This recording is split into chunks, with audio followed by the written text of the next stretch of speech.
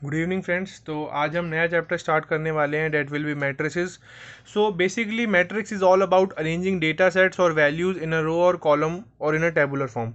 होता क्या है बेसिकली, जब मैं कोई भी वैल्यूज़ को, सर्टेन नंबर को अगर मैं टेबल की फॉर्म में डाल रहा हूँ, टेबल की फॉर्म में मतलब रो और कॉलम वाइज में मैं डाल रहा हूँ, तो वो मेरी मैट्रिक्स कहलाती है। तो जैसे एग्जांपल में आप यहाँ देख सकते हो कि राधा है 15 नोटबुक एंड 6 पेन्स। ठीक है, फटाफट फटाफट करेंगे ये पूरा जो मैंने नोट्स बनाए हैं, इसके बाद आप फर्स्ट एक्सरसाइज खत्म कर लोगे।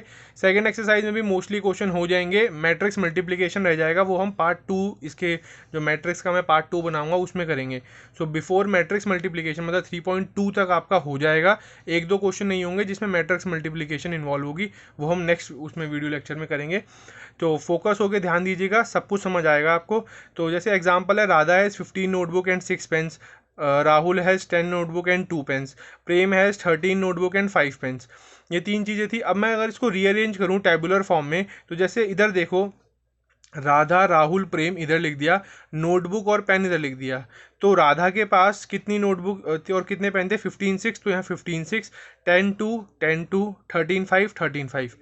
इन पूरे को मैंने किस तरीके से यहाँ पर रख दिया, इस पूरे को मैंने किस तरीके से लिख दिया, 15 6 इधर आ गया, ठीक है, 10 2 इधर आ गया, 13 5 इधर आ गया। तो अब मैं आपको बता दूं कि रो और कॉलम कैसे देखते हैं, अगर आपको नहीं पता तो ये हो गई आपकी फर्स्ट रो। ठीक है, ये हो गई आपकी रो नंबर 1। ठीक है, उसके बाद ये हो गई आपकी सेकंड रो, ये हो गई आपकी थर्ड रो। तो ये रो 1, रो 2, रो 3, ये तीन रोज हो गई, और ये आपका हो गया फर्स्ट कॉलम, ये हो गया आपका सेकंड कॉलम। हमेशा ध्यान रखना लेफ्ट टू राइट। ठीक है, अगर आप इस तरीके से चल रहे हो, ठीक है, इस तरीके से चल रहे हो, तो ये आपके रोज चलते हैं, और ऊपर से नीचे देख रहे हो कि कितने ऊपर से नीचे है, ये आपके कॉलम्स चलते हैं। तो अगर मैं बात करूं कि इसका ऑर्डर क्या है, ऑर्डर बेसिकली क्या होता है, ऑर्डर होता है रो इनटू कॉलम। ऑर्डर को लिखने का तरीका भी होता है, जैसे order of a matrix A is equal to A. अब ये ब्रैकेट जो है, स्क्वायर ब्रैकेट, ये बता रहा है कि ये मैट्रिक्स फॉर्म में, और इसके नीचे लिख दिया मैंने एम क्रॉस एन।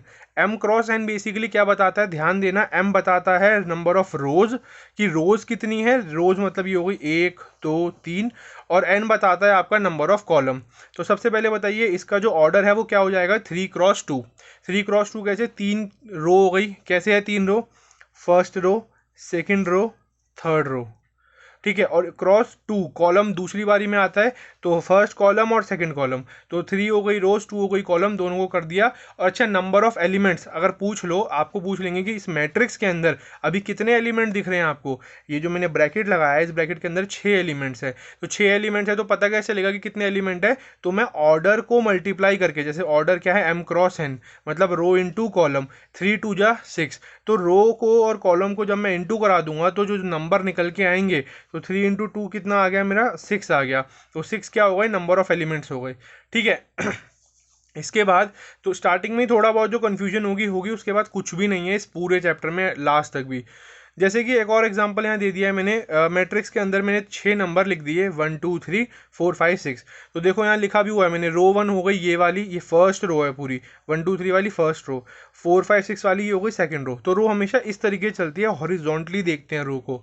ठीक है, उसके बाद आपका दूसरा हो गया, कॉलम आती है वर्टिकली ऊपर से नीचे, तो ये फर्स्ट कॉलम हो गया, ये सेकंड कॉलम हो गया, थर्ड कॉलम।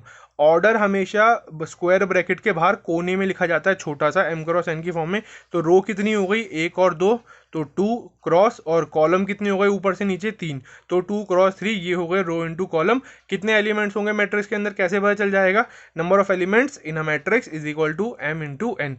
ये मैंने आपको डायरेक्ट फॉर्मूला बता दिया। इफ मैट्रिक्स हैज 8 एलिमेंट्स, अब यहाँ दिमाग वाला सवाल आ गया, ध्यान देना।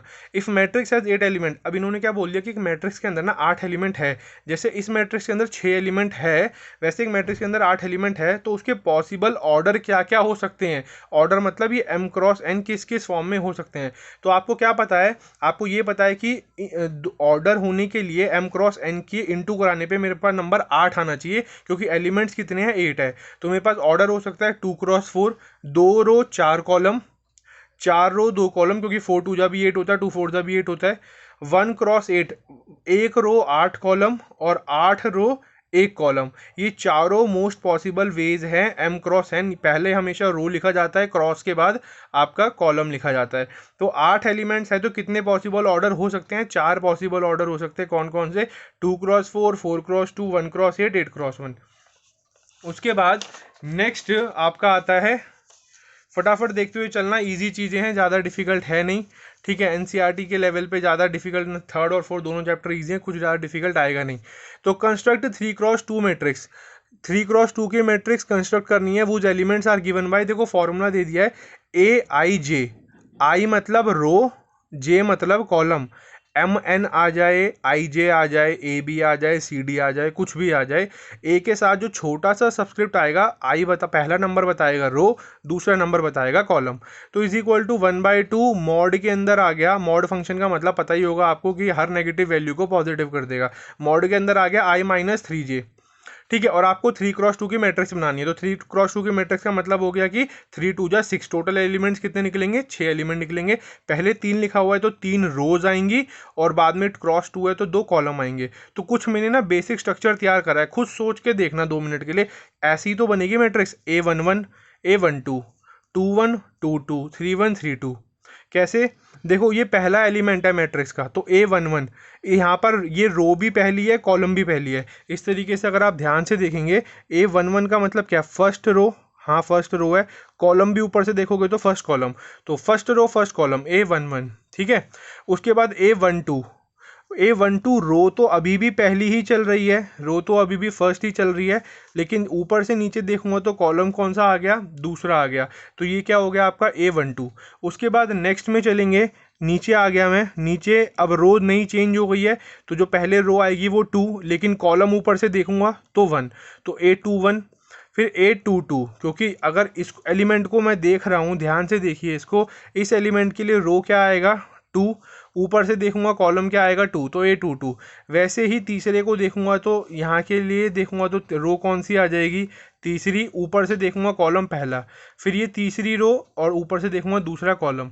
तो इस तरीके से मेरे पास एलिमेंट तैयार हो गए, और इस तरीके से मैंने इसका ऑर्डर लिख लिया 3x2, क्योंकि क्वेश्चन में मेंशन था आपको 3x2 का ऑर्डर बनाना है। A11 की वैल्यू के लिए आई जे जो होगा, आई जे क्या होगा, आई भी 1 है, जे भी 1 है, क्योंकि first row first column A11 को अब आप क्या करो ना, आप एक काम करो कि फॉर्मूला दिख रहा था AI J का, 1/2 I माइनस 3J मॉड, यहाँ I की वैल्यू भी 1 डाल दो, J की वैल्यू भी 1 डाल दो। तो I की वैल्यू 1 डाल दी, J की वैल्यू 1 डाल दी, 1 माइनस 3 माइनस 2, मॉड है तो पॉजिटिव कर देगा, 2/2 1। A11 निकाल दिया मैंने 1। सेम वे आप A12 उठा लो, A11 की वैल्यू 1 आ गई, जो कि मैंने देखो मैट्रिक्स बनाते समय A11 की वैल्यू 1 पुट कर दी यहाँ पे। अब आप A12 के लिए सॉल्व करो, 12 के लिए करोगे तो देखो I की वैल्यू क्या, I पहला नंबर होता है, रो होता है, तो I1 J2 उठा के फिर मेन फार्मूले में डाल दो। मेन फार्मूला कौन सा है आपका, ये वाला 1/2 I माइनस 3J। यहाँ पर आप I की वैल्यू डाल दो, J की वैल्यू डाल दो, पुट कर लो, -5 सॉल्व कर दिया, 2.5/2 आपका 5/2 ढाई आ गया आपकी वैल्यू। फिर ऐसे करते करते सिमिलरली आप A21 A22 A31 A32, इसके बाद तो A21 के लिए भी I की वैल्यू 2, J की वैल्यू 1, फिर यहाँ पुट कर देंगे, A21 निकाल देंगे, A22 निकालना होगा, A31 32, सारी वैल्यूज़ करना कुछ भी नहीं है। ये जो आपका मेन फंक्शन था ना, इसमें I और J की अलग अलग वैल्यूज़ डाल लो, इस हिसाब से 1 पे I1 J1, फिर यहाँ पर आ जाएगा I1 J2, उस तरीके से आप डाल लीजिए। ये फाइनल आंसर जो आएगा आपका, ये मैट्रिक्स तैयार होकर आ जाएगा, सारा का सारा आप चेक कर लेना। उसके बाद फटाफट से चलते हैं अपने नेक्स्ट टॉपिक पर, टाइप्स ऑफ मैट्रिसेस पे आपको डिफाइन करते हुए फटाफट मैं ले चलता हूँ। थ्योरी तो आएगी नहीं इसमें से, लेकिन पता होना चाहिए। कॉलम मैट्रिक्स क्या होती है, एक ऐसी मैट्रिक्स जिसके अंदर सिर्फ एक ही कॉलम होगा, रो कितनी भी हो जाए कॉलम सिर्फ एक होगा। जैसे कि ये देख लो, एक मैट्रिक्स बना दी मैंने, 0 1 2 लिख दिया। अब मुझे एक बात बताओ, ऊपर से नीचे देखूंगा तो कॉलम एक ही चल रहा है ना, लेकिन जब मैं लेफ्ट टू राइट आऊँगा, ये पहली रो है, दूसरी रो है, तीसरी, और मैं नीचे कितने भी नंबर लिखते जा सकता हूँ, पर रो कितनी भी हो सकती है डजेंट मैटर, कॉलम सिर्फ एक रहना चाहिए। इसका ऑर्डर क्या हो गया, 3x1, पहले रो लिखी जाती है, रो कितनी है, 1 2 3 रो है, और कॉलम कितना है, एक कॉलम है, तो 3x1 हो गया। उसके बाद नेक्स्ट आता है आपका रो मैट्रिक्स। तो रो मैट्रिक्स में केवल एक रो होगी, कॉलम कितने भी हो सकते हैं। तो एक रो होगी आपकी, जैसे कि 1 2 3 4 5। अब आप यहाँ देख सकते हैं साफ साफ कि इस मैट्रिक्स में रो जो है केवल एक ही चल रही है, लेकिन कॉलम देखोगे तो ऊपर से नीचे एक ये, ऊपर से नीचे एक ये, फिर ऊपर से नीचे ये, तो 5 कॉलम हो गए और रो एक हो गई, तो 1x5, एक रो 5 कॉलम, m×n आपका रो मैट्रिक्स हो जाएगा। नेक्स्ट आता है आपका स्क्वायर मैट्रिक्स। स्क्वायर मैट्रिक्स वो मैट्रिक्स होती है जिसके नंबर ऑफ रोज और नंबर ऑफ कॉलम इक्वल होते हैं। स्क्वायर का मतलब आप समझ ही रहे हो कि आप इक्वल डिस्ट्रीब्यूशन वाला आपका एक मैट्रिक्स बनेगा। जैसे 1 2 3 4, ये मैट्रिक्स कितने ऑर्डर का हो गया, 2 क्रॉस 2 का, 2 ही रो है 2 ही कॉलम है, so it is square matrix. 1 2 3 4 5 6 7 8 9, 3 cross 3 का मैट्रिक्स है, तो 9 एलिमेंट भी हैं आपके, 3 ही रो है, इधर देख लो एक रो, दूसरी रो, तीसरी रो, ऊपर से देखो पहला कॉलम, दूसरा कॉलम, तीसरा कॉलम, 3 क्रॉस 3 के मैट्रिक्स है, डन। नेक्स्ट डायगोनल मैट्रिक्स क्या होती है, अच्छा स्क्वायर मैट्रिक्स ही डायगोनल मैट्रिक्स होती है, लेकिन इसमें क्या होता है, डायगोनल मैट्रिक्स में केवल डायगोनल के एलिमेंट में कुछ ना कुछ वैल्यू होगी, उसके अलावा सारे जीरो एलिमेंट्स होते हैं। A square matrix is said to be diagonal matrix if all its non diagonal elements are zero, मतलब डायगोनल को छोड़ के बाकी सारे एलिमेंट आपके क्या होने चाहिए, जीरो होने चाहिए। जैसे इधर देखो -2 5 7, तो देखो ये भी स्क्वायर मैट्रिक्स है, ये भी स्क्वायर मैट्रिक्स है, लेकिन डायगोनल के एलिमेंट्स आपके क्या होने चाहिए, यहाँ पे आपके डायगोनल के एलिमेंट जो हैं वो फिक्स्ड है, कुछ ना कुछ है, नॉन डायगोनल एलिमेंट आपके सारे जीरो हो गए। स्केलर मैट्रिक्स, स्केलर मैट्रिक्स क्या होती है, वो सारी डायगोनल मैट्रिक्स स्केलर मैट्रिक्स होंगे अगर सिर्फ डायगोनल के एलिमेंट्स इक्वल होने चाहिए। समझ पा रहे हो आप कैसे, मतलब क्रोनोलॉजी समझिए, अगर आप वो देखते हो तो क्रोनोलॉजी पे जाइए कि स्क्वायर मैट्रिक्स ही डायगोनल है और डायगोनल ही स्केलर है, लेकिन कब, जब आपके नॉन जीरो एलिमेंट जीरो होने चाहिए और डायगोनल वाले सेम होने चाहिए। सेम में भी 2 2 2 3 3 3 4 4 4 √1 √1 √1 √2 √2 √2 कुछ भी चले, लेकिन सेम होने चाहिए, दैट इज स्केलर मैट्रिक्स। उसके बाद नेक्स्ट आता है आपका आइडेंटिटी मैट्रिक्स। आइडेंटिटी मैट्रिक्स में क्या होता है, diagonal elements are 1, rest are 0। सबसे मोस्ट इंपॉर्टेंट है, ये ध्यान रख लेना, कुछ याद रखो मत रखो, आइडेंटिटी मैट्रिक्स ध्यान रखा, identity matrix is nothing but कि डायगोनल के सारे एलिमेंट 1 1 1, बाकी सारे 0 0 0। ठीक है, जैसे कि आप ए मैट्रिक्स देख लो 1 0 0 0 1 0 0 0 1, तो इसमें 1 1 1 1 वाला जो हो गया आपका आइडेंटिटी मैट्रिक्स हो गई, वैसे ही 1 0 0 1 1 1 क्या हो गया आपका आइडेंटिटी मैट्रिक्स हो गई। ठीक है, उसके बाद नेक्स्ट आता है जीरो मैट्रिक्स। जीरो मैट्रिक्स क्या है, जिसके सारे एलिमेंट हमारे जीरो हो जाएंगे, that will be zero matrix. कितने भी ऑर्डर का आप इसको बना सकते हो, 2 क्रॉस 2 का, 3 क्रॉस 3 का आप बना सकते हैं। उसके बाद नेक्स्ट आते हैं, अभी मैं सारे कॉन्सेप्ट समझाते हुए चल रहा हूँ, साइड बाय साइड क्वेश्चन करेंगे, फर्स्ट एक्सरसाइज सेकंड एक्सरसाइज आपकी आराम से बन जाएगी। नेक्स्ट आता है इक्वलिटी ऑफ मैट्रिक्स पे। अब देखो ये भी बहुत आसान टॉपिक है, मान लो एक क्वेश्चन दे दिया आपको, A B C D matrix बना दी और बोला कि ये मैट्रिक्स बराबर है 1 2 3 4 के, और बोला है आइडेंटिफाई करो ए बी सी डी की वैल्यू क्या है। तो देखो कॉरस्पॉन्डिंग वैल्यू के बराबर होती है, जैसे मान लो इधर ए जो है यहाँ पे, ए किस पर है, फर्स्ट पोजीशन पर है ना, मतलब 1 रो और 1 ही कॉलम। इधर से देखोगे तो फर्स्ट रो, ऊपर से देखोगे फर्स्ट कॉलम, तो इधर वाला ए किसके बराबर होगा, 1 के, तो ए 1 के बराबर होगा, क्योंकि इक्वल टू का साइन है। ध्यान रखना, प्लस माइनस का होता तो कुछ और करता, इक्वल का मतलब ए के अलॉन्ग कॉरस्पॉन्डिंग क्या है इधर 1, वैसे बी के अलॉन्ग क्या है 2, सी के अलॉन्ग क्या है 3, डी के अलॉन्ग क्या है 4, that is equality of matrices. कोई इसमें रामबाण उपाय या कोई चीज़ था ही नहीं ऐसी जो चीज़ नहीं समझ आ सकती थी। ठीक है, उसके बाद क्वेश्चन नंबर 1 पे एक और क्वेश्चन लेके आते हैं, चलो। x+3 z+4 2y-7 -6 a-1 0 b-3 -21 0। अच्छा ये z है, ठीक है, मेरा z और 2 एक जैसा लगता है, तो मैंने z बना दिया, ये z+4 इक्वल टू में 0 6 3y-2 -6 -3 2c+2 2b+4 -21 0 इक्वल है, और बोला find A B C X Y Z.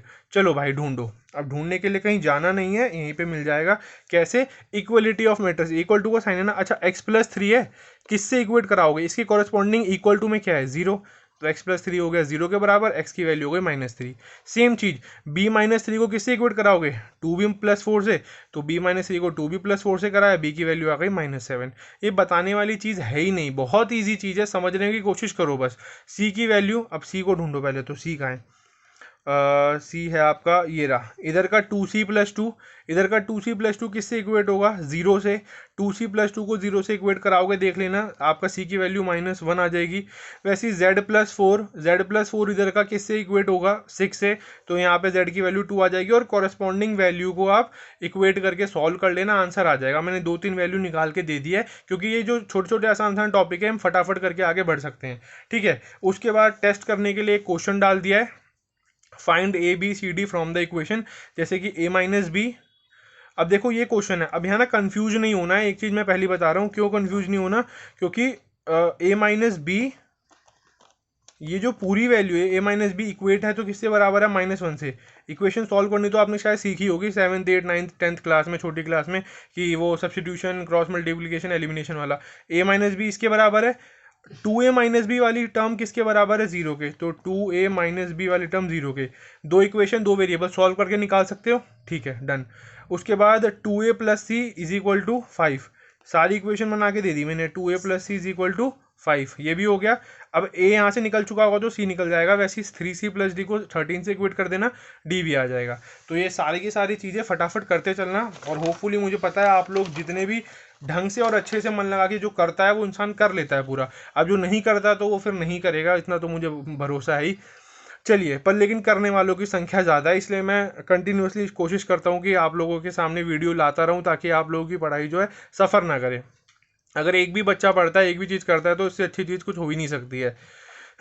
चलिए, addition of matrices next topic. अच्छा, इक्वलिटी आ गया ना समझ में, इक्वलिटी समझ में आ गया, एडिशन ऑफ मैट्रिसेस नेक्स्ट। अच्छा, एक चीज़ मैं आपसे और बोलूँगा, जितने भी बच्चे आप लोग वीडियो देखते हैं कंटिन्यूसली जो करते हैं, कमेंट सेक्शन में कोई डाउट होता है तो आप कमेंट कर दीजिए। अदरवाइज़ कोई नए टॉपिक पे वीडियो चाहते हो तो वो भी मैं बना के दे दूंगा, लेकिन आप ना प्लीज़ कमेंट कर दीजिए नीचे कि सर इस टॉपिक पे वीडियो बना दो, ये टॉपिक समझ नहीं आया, ताकि जिनके पास मेरा कॉन्टैक्ट है डायरेक्टली लिंक नहीं भी है, तो आपको जीमेल आईडी पे, काफ़ी बच्चों की जीमेल पे भी आते हैं मेरे आरसीटी क्लासेस वाली मेल पे, तो वहाँ ना जाके आप कमेंट सेक्शन में कमेंट कर दोगे तो भी मैं वहाँ से आपकी चीज़ों को कंसिडर कर लूँगा। तो नेक्स्ट चलते हैं एडिशन ऑफ मैट्रिसेस पे। अच्छा, 1 2 3 4 5 6 7 8 ये दोनों प्लस में है, is equal to A B C D.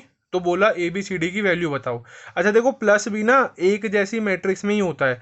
अगर यहाँ मान लो यहाँ इस तरीके का है, अच्छा जैसे इसका 2x2 है, ये भी 2x2 है, इसलिए ये आपस में प्लस हो जा रहे हैं। अगर ये अनइवन होता ना, मतलब कि मान लो 3x3 होता है 2x2, तो ये प्लस हो नहीं पाते। इस बात का ध्यान रखना, ये इक्वलिटी में भी रूल फॉलो होता है, लागू होता है कि आपका ऑर्डर सेम चल रहा है। 2x2 मतलब दो ही रो है, दो ही कॉलम है, टोटल 2 2 जा 4 4 एलिमेंट है, ठीक है। तो प्लस भी कैसे होगा ना, प्लस भी वैसे ही होगा, खुद देखो, ये प्लस ये बराबर ये, तो पहले प्लस ही कर लेते हैं। कॉरेस्पॉन्डिंग एलिमेंटों को प्लस कर लो, 1 जमा 5 6, 2 किससे होगा प्लस, 6 से 8, 3 होगा 7 से 10, 4 होगा 8 से 12। इक्वल टू में क्या चल रहा है, ए बी सी डी। ए बताना किसके बराबर हो गया, 6 के, बी किसके हो गया 8 के, सी किसके हो गया 10 के, डी किसके हो गया 12 के। खत्म सवाल, एडिशन ऑफ मैट्रिक्स हो गई है, कहने वाली बात है। एक और क्वेश्चन है, चलो अब ये भी देख लो। Find the value of X Y Z from the equation. X Y Z की वैल्यू निकालो इक्वेशन से, X plus Y plus Z. अब देखो मैट्रिक्स है पूरी, ये एक्स प्लस क्या है, ये 3x1 की मैट्रिक्स है, और इक्वल टू वाला भी 3x1 का ही है। 3x1 की दिख रही है, नहीं दिख रही है, देखो ये फर्स्ट रो, सेकंड रो, ये थर्ड रो। ऊपर से देखोगे तो एक ही कॉलम है, पूरा एक ही कॉलम है, ये दूसरा नंबर ही नहीं है। X plus Y plus Z, X plus Z, Y plus Z, ठीक है। इक्वल टू में क्या है, 9 5 7, 3x1। तो अब इक्वल टू का साइन है, पहली बात इक्वल टू का साइन है, तो इक्वेट कैसे करते हैं, कॉरस्पॉन्डिंग एलिमेंट से corresponding element equate. X plus Y plus Z is equal to 9, ठीक है। X plus Z is equal to 5, ठीक है। Y plus Z is equal to 7, ठीक है। Solve these equation by any method, कोई भी equation solve कर लो। Z को 7 माइनस वाई 5 माइनस एक्स कर लो, यहाँ से इक्वेट करके एक्स माइनस वाई निकाल लो, एक्स और वाई की वैल्यू निकाल लो। जैसे सबसे बेस्ट क्या है, एक्स की वैल्यू यहाँ से निकाल लो, जेड माइनस 5 माइनस जेड हो जाएगा, ये मैंने निकाल ली। वाई की वैल्यू निकाल ली मैंने 7 माइनस जेड, उठा के पहली इक्वेशन में पुट कर दिया। X plus Y plus Z is equal to 9 था, एक्स की वैल्यू डाल दी 5 माइनस जेड, वाई की डाल दी 7 माइनस जेड, प्लस में जेड था ही, जेड जेड कट गया, 7 5 12, 12 माइनस 9, आपका जेड की वैल्यू 3 आ गई। जेड 3 वापस डाल दोगे, कुछ ना कुछ एक्स आ जाएगा और वाई निकल जाएगा। ये मैं सॉल्व एक एक लाइन नहीं बता रहा हूँ कि ये इसमें उठा के डाल देना, क्योंकि 12th क्लास है, या वैल्यू पुट करके निकाल सकते हो। फाइनल आंसर जो आएगा वो यही आएगा, चेक कर लेना, 2 3 और 4। एक्स की वैल्यू 2, वाई जेड की 3 और वाई की 4। नेक्स्ट, अब मैंने इतनी चीज़ें करवा दी है कि आपका 3.2 तक कवर हो जाएगा, सिर्फ एक टॉपिक छोड़ के, मल्टीप्लिकेशन ऑफ टू मैट्रिसेस, ठीक है। वो नेक्स्ट वीडियो में, और फिर नेक्स्ट में ही स्क्यू सिमेट्रिक और सिमेट्रिक मैट्रिक्स स्टार्ट कर देंगे। ट्राई कीजिएगा कि ये वीडियो देखने के बाद ही आज आप खत्म कर दो 3.12 स्टार्टिंग वाली, फिर आगे का आगे देखेंगे उसके बाद। चलिए, multiplication of matrix by scalar. तो multiplication of matrix by scalar, तो suppose A is equal to 1 2 3 4। Scalar मतलब पता है क्या होता है, स्केलर मतलब होता है कोई कॉमन नंबर से मल्टीप्लाई कर रहे हैं। तो जैसे सपोज ए बराबर है 1 2 3 4 और के कोई नंबर हो गया जिससे मुझे ए को इंटू कराना है, तो के ए हो गया, के को इससे इंटू कराया, के को 1 से भी, के को 2 से भी, के को 3 से भी, के को 4 से भी। ये लिखने का तरीका होगा। जैसे इधर देखो, ए की वैल्यू 1 2 3 4 थी, मैंने क्या बोला, 5 इंटू मैट्रिक्स ऑफ ए, 5 को इंटू कराना है ए से, तो 5 को जब इंटू कराऊंगा ना ए से, तो 5 1 से भी होगा 5 1 जा 5, 5 2 से भी होगा 10, 5 3 से भी होगा 15, 5 4 से भी होगा 20। तो जो नई मैट्रिक्स आएगी वो होगी 5 10 15 20। ठीक है, जैसे कि ये वाला क्वेश्चन हो गया, ये वाला क्वेश्चन देखोगे तो सब समझ आ जाएगा। इफ ए बराबर 1 2 3 4, ऑर्डर बता दोगे इसका फटाफट से? जैसे बता दोगे तो मुझे क्या होगा ऑर्डर इसका? इसका ऑर्डर हो जाएगा 2 क्रॉस 2। बी का ऑर्डर क्या हो जाएगा? Same 2 cross 2। ठीक है, find 5a minus 3b, 5a minus 3b निकालना है। 5 what is the value of A की वैल्यू पूरी उठा के रख दी, माइनस 3 बी की वैल्यू क्या है? 5 6 7 8। 5 1 से भी इंटू होगा, 5 2 से भी, 5 3 से भी, 5 4 से 5 10 15 20, माइनस 3 5 से भी होगा 15, 3 6 18, 3 7 21, 8 3 24। ठीक है, लिख दिया 5a माइनस 3b, इंटू भी करा दिया। अब क्या बचा? सिर्फ माइनस कराना, तो माइनस भी कैसे होगा? जैसे प्लस होता था। कैसे? 5 है तो 5 में से कितना माइनस होगा? इसके कॉरेस्पॉन्डिंग क्या है? 15। 5 माइनस 15 माइनस 10। 10 में से 18 माइनस 8, 15 में से 21 माइनस 6, 20 में से 24 माइनस 4। ये आपकी फाइनल वैल्यू जो आंसर आएगा वो ये आ जाएगा। ठीक है, नेक्स्ट होता है आपका नेगेटिव ऑफ अ मैट्रिक्स। कोई मैट्रिक्स का नेगेटिव कैसे निकालना है? 1 -1 -2 3, ये कोई मैट्रिक्स थी। अब मेरे को बोलना है कि इसका नेगेटिव निकाल दो, तो नेगेटिव क्या होगा? -1 से इंटू करा देना अंदर के सारे एलिमेंट। -1 से इसको भी, इसको भी, इसको भी, इसको भी, चारों को आप इंटू करा दीजिए। चारों को इंटू कराओगे तो क्या होगा? ये वाला -1, ये 1, ये 2 और ये -3। थोड़ी थोड़ी बोरियत फील होने लग रही होगी क्योंकि चीज़ें आसान है। ठीक है, यही चीज़ मैं कंटिन्यूटी, डिफरेंशिएशन और इंटीग्रेशन में बात करूंगा। ठीक है, तब पता चलेगा कि क्या इजी है क्या मुश्किल है। चलिए, नेक्स्ट हो गया आपका ये वाला question. If A is equal to, फटाफट से पहले तो इसका ऑर्डर बता दो। ऑर्डर अगर जो वीडियो देख रहा है देखेगा उसका इतने टाइम सेकंड में बता देना कि सेकंडों में पता चल जाना चाहिए ऑर्डर क्या हो गया इसका। 3 रो 2 कॉलम हो गया, 3 क्रॉस 2। ठीक है, अब ए है ये, बी है ये, फाइंड मैट्रिक्स एक्स। वो एक्स मैट्रिक्स ढूंढ दो, कौन सी? Such that 2a + 3x is equal to 5b। ठीक है, ये बच्चों वाली इक्वेशन की तरीके से ही सॉल्व होगा। तो एक्स मैट्रिक्स निकालना है, तो भाई कैसे निकालें? तो मैंने क्या करा, 2a + 3x, तो इसमें x पहले निकाल लेते हैं कि x की वैल्यू क्या है। तो 3x को एक तरफ कर दिया तो 2a माइनस में चले गया, 5b माइनस 2a। फिर x को वहीं का वहीं छोड़ दिया, 3 जाएगा डिवाइड में, तो x को वहीं छोड़ दिया, 1/3 पूरा बाहर आ गया, ब्रैकेट के अंदर आ जाएगा 5b माइनस 2a। तो x बराबर हो गया 1/3 और ब्रैकेट में आ जाएगा 5b माइनस 2a। तो ये पूरी की पूरी वैल्यू हो गई मेरी, x बराबर 1/3 5b माइनस 2a। अब इस एक्स मैट्रिक्स को निकालना है। ठीक है, अब इसको ध्यान रखना 1/3। तो मैं पहले ब्रैकेट के अंदर ना 5 इंटू बी कर लूंगा, 5 को बी मैट्रिक्स से इंटू करा लूंगा, -2 को ए मैट्रिक्स से इंटू करा लूंगा और फिर 3 से डिवाइड करा दूंगा। डेट्स इट, खत्म हो जाएगा सवाल। जैसे कि ये रहा 5b माइनस 2a, तो 5b के लिए मैंने 5 इंटू ये रहा बी मैट्रिक्स। तो मैंने बताया था एक नंबर को अगर पूरे मैट्रिक्स से है तो पूरे मैट्रिक्स से इंटू कराना पड़ेगा। तो 5 2 जा 10, 5 - 2 -10, 5 4 जा 20, 5 2 जा 10, 5 5 जा -25, 5 1 जा 5। फिर 2a हो गया, ए मैट्रिक्स देख लेना पीछे क्या थी, यही थी। इंटू कराया 2 से, सबको कर दिया। फिर x की वैल्यू, x मैट्रिक्स कैसे निकलना था? 1/3 5b माइनस 2a, तो 1/3 होल के बाहर ले लिया मैंने कॉमन, क्योंकि कॉमन ही चल रहा है। ब्रैकेट के अंदर 5b की वैल्यू का क्या थी? ये रही 10 - 10 वाली, तो ये रही 5b की वैल्यू, माइनस 2a की वैल्यू क्या थी? ये वाली, तो ये रख दी 2a की वैल्यू। x बराबर 1/3। अब पहले क्या होगा, ब्रैकेट के अंदर दोनों माइनस में है। इधर देखो मैथ्स में पढ़ा होगा सिंपल, ये पहले माइनस में है तो पहले माइनस सॉल्व होगा, फिर बाद में 3 से डिवाइड होगा, तो माइनस सॉल्व कीजिए। कॉरेस्पॉन्डिंग वाला ही है, सब कुछ वही चीज़ चल रही है, पर अब क्या है ना, रिलेट होता चल रहा है सब कुछ। तो 10 - 16 -6, -10 - 0 -10, 20 में से 8 गया 12, 10 में से +4 हो गया 14, -25 -a -31 -a, बाहर क्या चल रहा है? 1/3। अब एक चीज़ ध्यान दो, जब मैं इंटू करवाता हूँ, बाहर कुछ इंटू में होता है तो सबसे इंटू होता है, तो 1/3 को सबसे इंटू कराते चलो, तो 1/3 से होगा, 3 2 जा 6 कट जाएगा, -2, फिर -10/3, 12/3 4 हो जाएगा, 14/3, -31/3 और -7/3। तो आज के लिए इतना ही। ये सब पूरा देखने के बाद आप 3.1 खत्म कीजिए, एग्जाम्पल निपटाइए फटाफट से, और 3.2 के एग्जाम्पल निपट जाएंगे आराम से, 3.2 के क्वेश्चन भी हो जाएंगे। एक क्वेश्चन जो नहीं होगा, जो एक टॉपिक मैंने आपको बताया, जो मैंने आपको इसमें नहीं इंक्लूड करा क्योंकि वीडियो और लंबी बन जाती, वो टॉपिक है मल्टीप्लीकेशन ऑफ 2 मैट्रिसेस। अगली वीडियो में इंक्लूड करूंगा मल्टीप्लीकेशन ऑफ 2 मैट्रिसेस, और उसी के साथ मैं स्क्यू सिमेट्रिक और सिमेट्रिक मैट्रिक्स आगे जो आने वाली चीज़ें हैं वो हम कर लेंगे, ताकि जो चीज़ें हैं अब हमारे लिए आसान हो जाएगी। ज़्यादा डिफिकल्ट चीज़ें हैं नहीं, एक आधी जो है वो तब हम डील कर लेंगे। तो थैंक यू, और जितना ज़्यादा हो सके अपने फ्रेंड्स के साथ, दोस्तों के साथ शेयर कीजिए इसको, क्योंकि लॉकडाउन चल रहा है, सबको ज़रूरत है इस वक्त। सो घर पे रहिए, ज़्यादा मोबाइल टीवी ना चलाइए, ठीक है। और अगर मेरी कल वाली वीडियो आपने नहीं देखी कि ये वक्त भी गुजर जाएगा, तो वो भी देखिए, थोड़ा मोटिवेशन आपको आएगा, मोटिवेटेड रहोगे ज़िंदगी में, तभी अच्छा होगा, ठीक है। Okay, thank you, bye.